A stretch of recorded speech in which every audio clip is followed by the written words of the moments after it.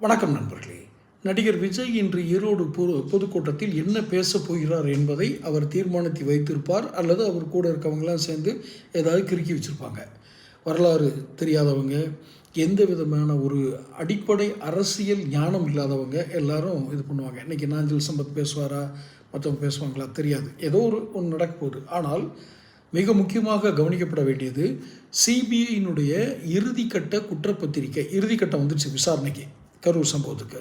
இந்த இறுதிக்கட்ட விசாரணை நடக்கும் பொழுது இனி விஜய் சாட்சியாக அல்லது குற்றவாளியாக சேர்க்கப்பட்டு விசாரிக்கப்படுவாரா என்ற இடத்திற்கு சிபிஐ வந்து விட்டது. ஒன்று. இரண்டாவதாக இடி நெருக்கடி ஆரம்பிச்சிருச்சு.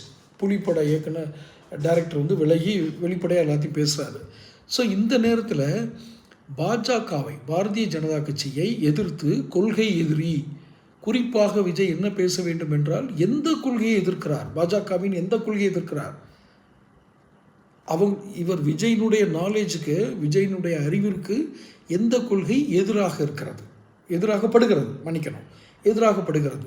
இந்த தேசத்தினுடைய நலனிற்கு பாஜகவினுடைய எந்த கொள்கை அடிப்படையிலேயே எதிராக இருக்கிறது, அதுதான் கொள்கை எதிரின் அடையாளம்.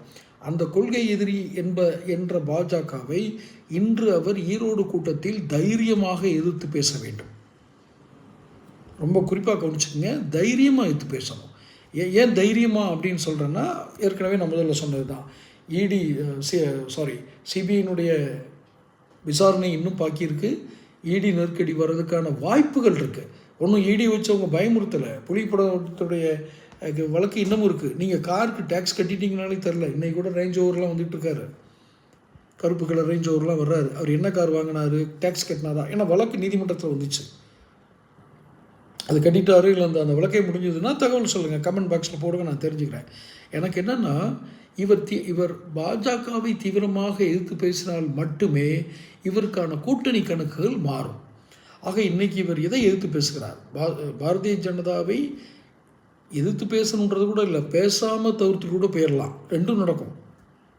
திமுக மட்டும்தான் வீட்டுக்கு அனுப்பணும் பேசிகிட்டு இருக்காரு. இன்றைக்கி வேறு எதை பேச போகிறார்? இவர் பேசுகிறத வச்சு தான் கூட்டணி கணக்குகளை மாற்றுவாங்க.